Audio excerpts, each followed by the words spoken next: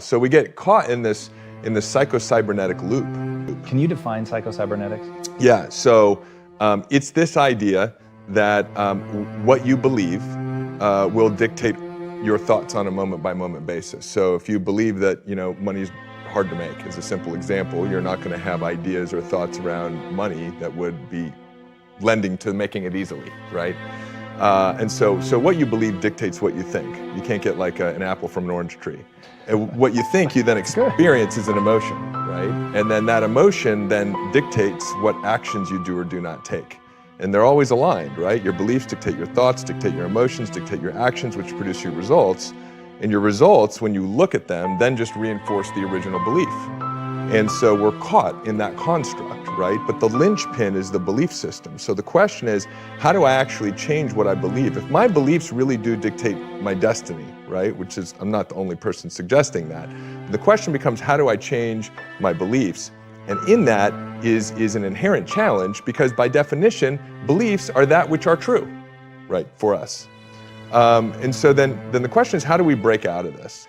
To understand that there were only two states of emotional beingness that I could be in at any given point in time. I would either be in a powerful state of being, states like joy, curiosity, excitement, calm, peace, passion, or I would be in a primal state of being, boredom, anger, frustration, some form of fear. I'm always in one of those two states, and I'm never in two states at one time. Through my journey, what I realized was the only cause of that switch to be flipped was my own thinking, the meaning that I was giving the experience. And so that meant that all of my personal suffering was within my own control. I needed to start controlling the meaning I was giving the experiences of life. What we consistently saw was that the quality of the thinking that was causing people to move into a primal state, which was really the only problem. Because when you're in a powerful state, you're connected to creativity, to inspiration, to vitality, to energy. Health automatically operates. Everything that we want is in a powerful state of being. When you're in a primal state, you don't have access to any of that. And I'm not saying you don't have to take consistent action and work your ass off to create success, but you do it from a powerful state. It's very hard to do it from a primal state. And what we were seeing consistently was that the quality of thinking that was causing people to move into a primal state, when we really looked at it and worked with them around it, was that 100% of the time it was untrue. The only cause, the thing they were thinking was untrue. I'm not good enough. I'm not smart enough. I'm not good enough. I'm not smart enough. There's not enough time. I read something recently, and the numbers always change. Like 88% of what's going on in any given moment, you're not paying attention to. Like, I'm not paying attention to your wrist right now. That which we tend to pay attention to is aligned with what we believe, and so that's all we get. So if you want, more happiness, if you want more wealth, if you want deeper relationships, if you want to have more joy, you want to have more fun, you want to, achieve your full potential and really make an impact in the world, then what's really important is to get clear on what that could look like for you, and to make sure that what you believe is congruent with that outcome. Because if what you believe is not congruent with that outcome, just neurophysiologically, you're working against yourself, right? Yeah, talk to me about the power of clarity. You're one of the few people that I hear talk about this, and I think it's so fucking important. Most people know what they don't want, but they don't know what they do want. If you say to somebody, what do you want? They'll spend maybe 10 seconds sifting around and then start telling you exactly all the stuff that they don't. And so it's important to have clarity on what you want to create, to have clarity on the type of partner you want to have in your life, to have clarity on the things that you want to learn. Because I believe that clarity is intimately connected to imagination.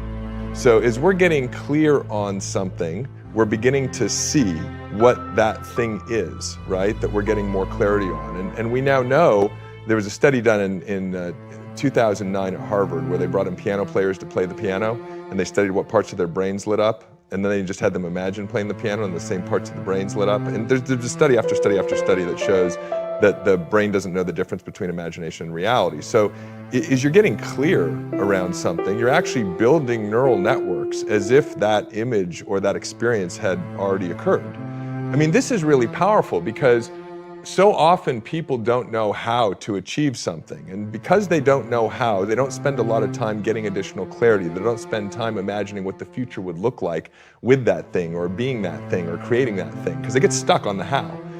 And What I would suggest is that if you're willing to invest time in getting clearer around something or imagining, you build neural networks that represent the memory of an experience that has not happened yet. That's fucking powerful. I mean, we're talking about like next level mental technology, because if you had experienced the thing already, would you know how to do it? So what I would suggest is that it's that change in the neural networks of your brain that you can achieve through clarity, which is part of this kind of imagination category. I mean, Dispenza talks about it with meditation and visualization. Other great teachers talk about it in this way. You're able to start building neural networks of experience that have not happened yet that I believe then give you access to the thoughts, the ideas, the perceptions, and if you want to talk about it, like creating the synchronicities that actually close the gap between that future and the present moment. Don't let not knowing how prevent you from spending time getting additional clarity or imagining, because that's actually what's required to happen in order for you to know how.